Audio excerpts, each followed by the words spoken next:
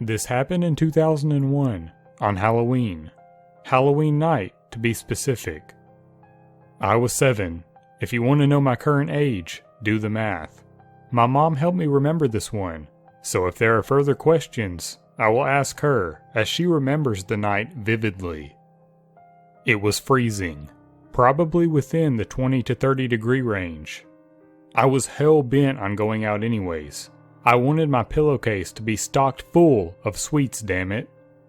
I was dressed as a cat, not too hard to imagine that. Now at the time, I had zero idea, but my rock star mom was on it, and you can thank her for her on-par memory. My mom noticed a very tall man dressed in all black. Mom said he had black jeans on, black trench coat, and a black hockey mask. He had no kids with him, so that was a huge red flag to my mom, but he did have a pumpkin basket to put candy in. He followed us around, house to house. Always stayed back 3 or 4 houses according to Mom.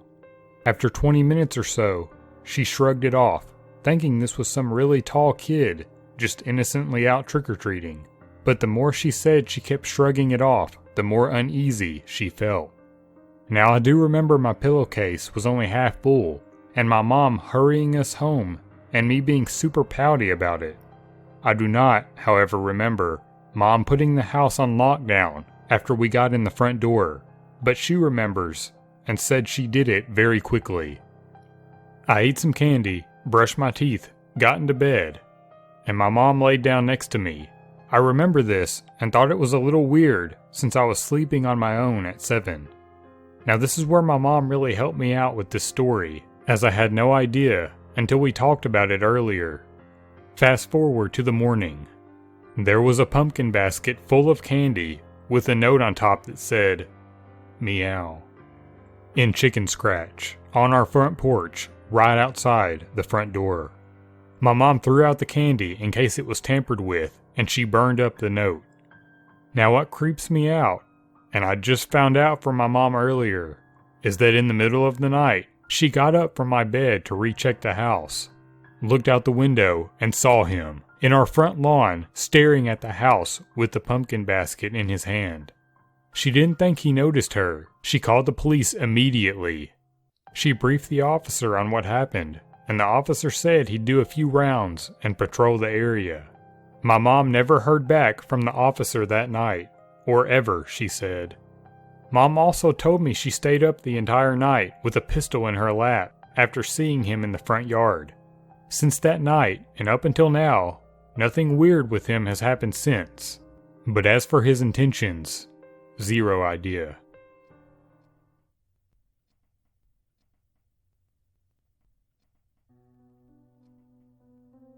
Last year, around the weekend of Halloween, October 28th, I was late to show up to a friend's Halloween party. I had a supper to go to right before completely across town. When I left, it was about 10 p.m., and I had an hour drive ahead of me. But if I took a shortcut into a not-so-safe part of town, I would save 25 minutes. Big mistake. As I'm waiting at a red light in the sketchiest part of town, I look over to the sidewalk and I see 3 men, dressed up as the Purge, heading towards my vehicle. I look around me and I see that there are no other cars nor pedestrians. These guys start coming over to me faster now, all of them carrying weapons. One had a baseball bat, one had a crowbar, and one had an axe. Whether they were just playing a Halloween prank or not, it was still the scariest experience of my life. Especially because right before the light turned green, they approached my window, and one of them tried pulling on my passenger side handle before I peeled away. Prank or not, guys from the Purge, let's not meet again.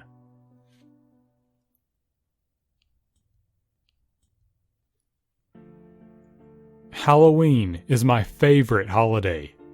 Is, not was. Despite the events that unfolded one crisp Hallows Eve when I was about 16. At the time, I lived with my parents, younger brother, older stepbrother, and cousin in a big but old house that sat in a cul-de-sac close to Main Street.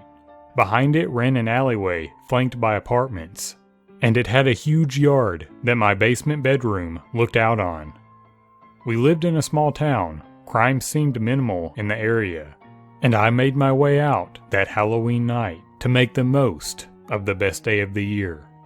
It wasn't just what happened that night though, it was, of course, what came after, and one small incident that came before. A few days before Halloween, my stepbrother and cousin arrived home to discover a pickup truck full of dudes taking photos of our house. Weird, but when approached, the men seemed friendly and complimented our Halloween setup. It was pretty great, that is true. The men sped off without incident and were quickly forgotten. My stepbrother and cousin re-entered the story Halloween night, the big event itself, at about 3 a.m. Both had been out drinking with their friends, and as such, both had left their respective vehicles and braved the icy walk home on their own. Cousin arrived home first, but couldn't seem to get his key in the lock, so he just sat on the porch bench and waited for my stepbrother to show up. He did about half an hour later. After having a bit of a laugh at my cousin for being an uncoordinated goober, he went to unlock the door himself, and no luck. So they bit the bullet and called my mom, waking her up to let them in. She was, of course, unimpressed to be opening the door for a pair of drunk idiots at this time of the night, and didn't buy their story about the wonky lock. They insisted though, and to shut them up, she finally relented and tried her key. She too could not get her key in the lock. Annoyed, tired, and now just confused, she wrote it off as a problem for tomorrow, and the three of them hit their respective hay. One other person arrived home late that night, me, though I arrived much earlier than those two, and was in bed by about midnight. I woke up close to 1 a.m., still tired. All I could feel was anxiety, and I didn't know why. At first, I tried to tell myself that I'd just gotten a bit too into the holiday spirit, and had psyched myself out. But then I noticed a shadow. It was perfectly man-shaped, and cast upon my window. I turned on my bedside lamp, blinked, and it was gone. It was unusual, mind you, to see the shadows of people harmlessly walking through the alley, and I told myself that's all there was to it. Then there was what happened after. I came home from school the next day. My parents were there. So was a locksmith. And so were the police. My parents were there because, well, that's where they lived. The locksmith was there because my mother had called him, as the confusion over the broken lock persisted. The cops were there because the locksmith and my parents had called them. When the locksmith proceeded to pull the tip of a knife out of our lock. I was relieved to see that's where the knife tip had ended up, though, as they discovered, 2 of our window screens had been slashed, one on our garage, and one on my bedroom window.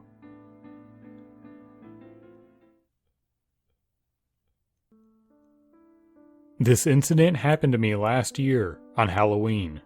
My little brother and I were home alone since our parents had gone out to a Halloween party.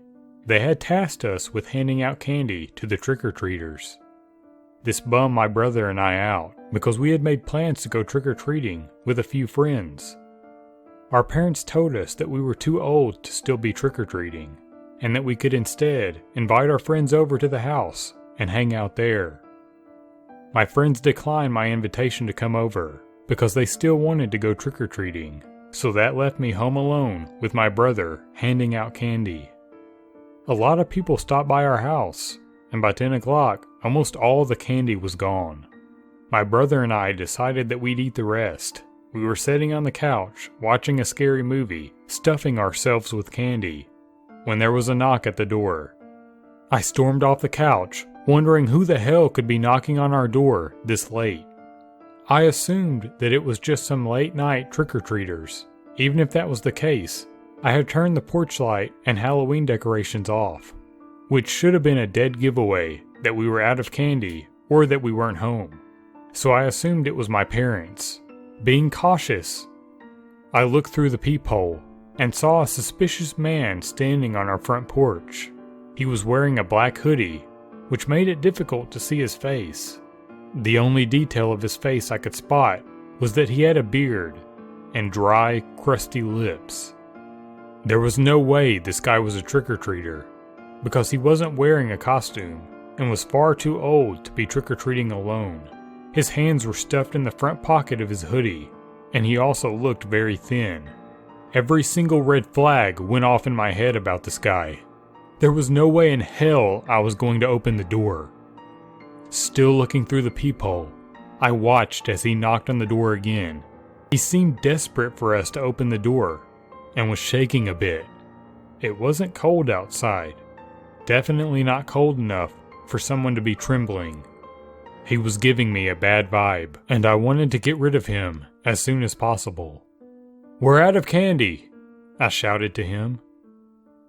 I watched as a smile spread across his face. It wasn't a friendly smile either. "Are you alone in there?" the man asked, almost in a mocking voice. His voice was raspy and dry. "Should I call the police?" my little brother asked me quietly, gripping his cell phone. The man let out a low grumble and said, "Sounds like you're not alone in there." I continued to watch him through the peephole. His hands were still wedged tightly in his pocket, and he was still shaking a bit. I began to wonder if he was armed. I decided to take action and spoke to him in the most intimidating voice I could. "Get the hell away from my house, or I'll call the police," I shouted. His smile faded, and he bared his teeth. His teeth were piss yellow, and I concluded that he was probably some homeless crackhead. He had a look of fury plastered on his face. Fortunately, he left without trying to break in, probably because he knew I wasn't messing around with him. I didn't stop watching him through the peephole until I saw him completely off of our property. My brother and I breathed a sigh of relief and decided not to call the police. My brother and I were a bit paranoid after this and watched TV until our parents came home. We didn't tell them about the man since he hadn't really tried to harm us. Now when I think back to this, I wish we had called the police, because maybe we would have been able to prevent a murder. You see, the next day, we found out that the elderly woman who lived a few houses down from us had been brutally murdered. Her neighbor had found her lying on her front porch, covered in blood. She had been stabbed multiple times in the chest and neck.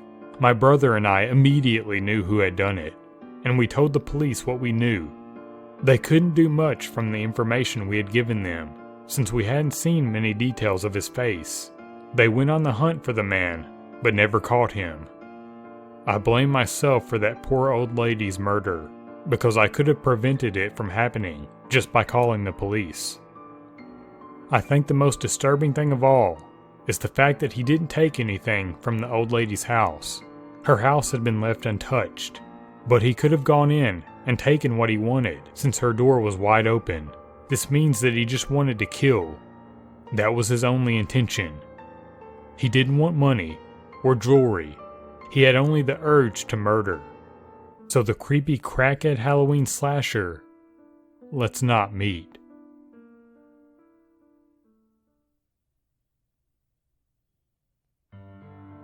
Let me clarify. This happened during my college's Halloween celebration a few years ago, and is the most terrifying experience of my life. One of my roommates, some friends, and myself left to go to a party around dusk, and we were catcalled by a group of 3 drifters, homeless people. We thought nothing of it and went on our merry way. About 4 hours later, we're going back to our apartment to change shoes. High heels and messed up streets are hell when you've been drinking. When one of the drifters calls out to me, "Hey beautiful, how about a kiss?" Me being a little drunk and sassy, I reply, "No thanks, girls are more my type." To my shock and horror, he says, "Hey, my friend here likes the ladies." A homeless girl comes out of nowhere and proceeds to kiss me on the mouth. My friend picks me up and throws me over his shoulder. I proceed to flip the fuck out in my apartment, shrug it off, and we venture back out. Well, I got separated from the group in the crowd, and then I see the three drifters again.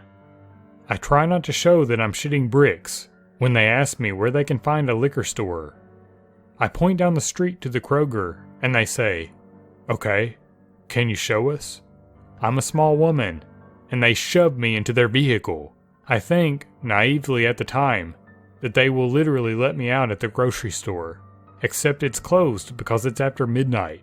I plead for them to let me out of the car, but they kept saying, "The power does what it wants," and headed away from the safety of the campus area, onto the freeway, and out of the state. For the next 4 hours, I visited 3 states with them while pleading for my life. I'll never forget how they kept saying, "The power does what it wants," and talking about how they're going to have fun with me. I kind of resigned myself to the fact that I was going to die, that I would never graduate college or see my family again. They pulled into a gas station and I slipped out of the vehicle to be grabbed again, but I screamed my head off for the clerk to help. That's when they talked about taking me to the cliff. I mentioned that my family is full of police officers and that they're probably already looking for me, how they're committing a federal crime, and that I won't press charges if they take me back to campus. I guess that's when the girl started to feel sorry for me because she started to say, "Guys, she's really scared. Maybe we should just drop her off somewhere. This doesn't have to get any worse." They took me back to the campus area, and as soon as the girl pulled me out of the car, a police officer called my name. The girl shoved me toward the cop and yelled, "The power does what it wants, and tonight, it let you live." I've never been so happy to sit in a cruiser. They pursued them, but I don't know if they were ever caught. My roommate dropped out of college and joined the military, and I transferred to another school. So, ladies and gentlemen, please be careful walking at night. Always keep your cell phone with you if possible, and call the police if you see suspicious people near your apartment. I had a brush with death that day, and I am so grateful for the time I have now. This could have been written better, but it's still hard to talk about.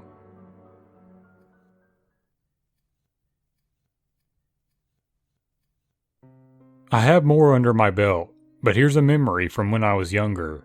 My dad was the coolest guy on the block, probably because he was one of 3 black dads who lived in our town. The population is around 98% Caucasian, and that's not an exaggeration. He was a state police officer, intimidating, wore Oakleys before the hipsters, and he was generally a rough-sounding person. Damn, do I miss him. But the one thing he feared the most was Halloween. He would tell my sister and I stories at night about his life when he was in high school, in slum, in New Jersey, and that every Halloween, crazy things would happen. He may have been pulling our legs a bit, but we didn't care. When Halloween would roll around, he would take us out while Mom stayed home to trick-or-treat. One night, in 5th grade, Lexi and I were dressed as a witch and 50s poodle skirt girl. Dad held our hands, walking to the last street when I realized I had lost Mom's scarf she'd let me borrow. She loved that thing, so we walked all the way back towards this darker corner of the street. It's by the woods and a small stream, but when it's dark you can't see anything. Dad said he'd seen something and walked towards it. When he got there, he started slowing down. He was staring at something in the dark that we couldn't see. Lexi called out to him if he found Mom's scarf. He told her to be quiet and started crouching down, looking in the distance. For several moments we stood there, waiting. I could make out the scarf above his head, tied to a branch. He grabbed the tied scarf, still staring in the dark, and started backing away. Then Dad screamed and sort of shuffled backwards. It was a low, throaty scream, like he was furious. He was swearing too, but I don't remember what. Whatever Dad had been staring at then bolted out of the trees and ran down the street, opposite of where we lived. It was a little child, probably boy from his silhouette shape, in a black costume with skeleton bones on the front and a skull mask. When Lexi and I tried to go over and see what had happened, Dad yelled for us to stay back. He got onto his ancient cell phone and called Mom to come and pick us up.